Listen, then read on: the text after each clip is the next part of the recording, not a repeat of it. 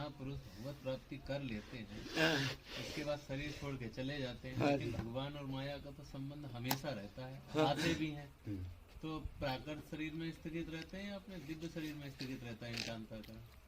देखो, 3 टाइप के आदमी हैं। एक तो जीव है 4 प्रकार के।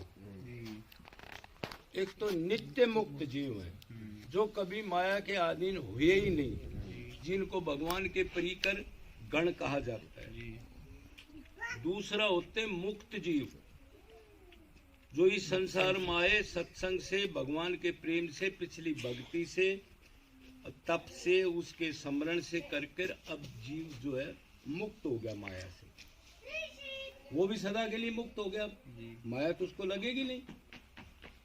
एक होता है मुमुक्षु जीव, जो करोड़ों में से 10, 20, 30 भैया इसको तो अभी कंट्रोल में, करोड़ों में 10, 20 जो आदमी हैं वो ये कोशिश करते हैं कि संसार में सुख नहीं है, परमात्मा में सुख है, ये सभी कह रहे हैं। तो आत्मा और परमात्मा को जानने के लिए व्याकुलता पैदा होना, भूख पैदा होना, उसको कहते हैं मुमुक्षु जीव, जो मोक्ष की इच्छा करते हो, तीव्र इच्छा। और एक होते बुद्ध जीव, वो तो सारे हम हैं, अरबों खरबों में पड़े हैं। जो कोई पर बुद्ध का मतलब है जो माया के अधीन है, वो निकलना भी नहीं चाहते, वो कुछ एक्शन भी नहीं करना चाहते, इसी में मस्त है। हाँ, तो उनको तो पशु वाली जिंदगी है, वो तो पशु तो बनना ही पड़ेगा। तो 4 प्रकार के जीव होते हैं। तो जो नित्य मुक्त जीव है,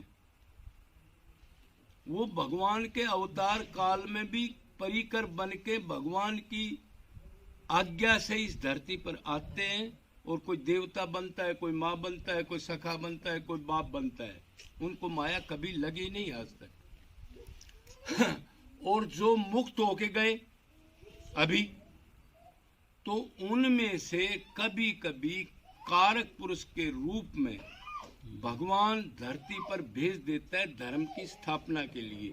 अब मेरी तरफ लोगों को लगाओ, ये बेचारे नरक की तरफ जा रहे हैं। गुरुजी, उनको शरीर के कष्ट व्यापते हैं? उनको शरीर के कष्ट नहीं व्यापते। शरीर के कष्ट उसको व्यापते हैं जो अभी आप साधना करके, जब तक आपको भगवत प्राप्ति नहीं होगी। बाकी एक्शन उनका सारा वही रहेगा। भगवान की तरह दिव्य शरीर दिखेगा नहीं आपको, लेकिन कष्ट उनको नहीं व्यापेगा। आपको लगेगा कि इसके पैर में चोट है, लेकिन वो आनंद में है कि उसको आनंद एक बार मिल चुका। अब वो आनंद खुश तो सकता नहीं, वो तो भगवान की ड्यूटी के लिए आ गया। उसने कहा भी थोड़ा सा इधर भी करो, ये जीव भी लग जाए, 20, 30, 50 साल भेज देते हैं। तो उनको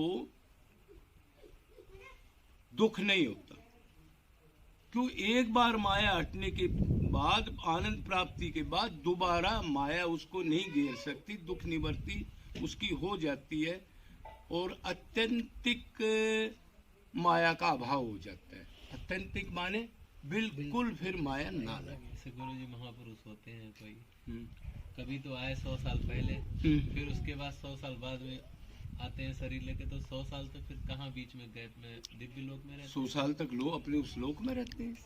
जो बैकुंठ गया वो बैकुंठ में, साकेत लोक वाला साकेत लोक में, और ब्रह्मानंद वाला को तो खैर शरीर मिलता ही नहीं, आपने पता है। जो ब्रह्म की उपासना निर्गुण की करते हैं, वो तो आत्मा उस प्रकाश में लीन होकर सदा के लिए आनंद में पड़ी रहती है।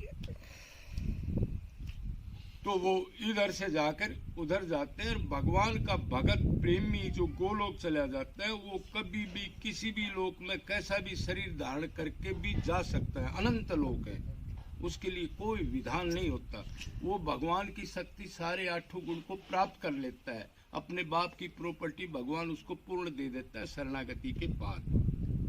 तो उसका कोई लेखा जोखा इस हिसाब से हम उसका कल्पना नहीं कर सकते। वो क्या करता है, वो करता हुआ भी नहीं करता, नहीं करता हुआ भी करता है।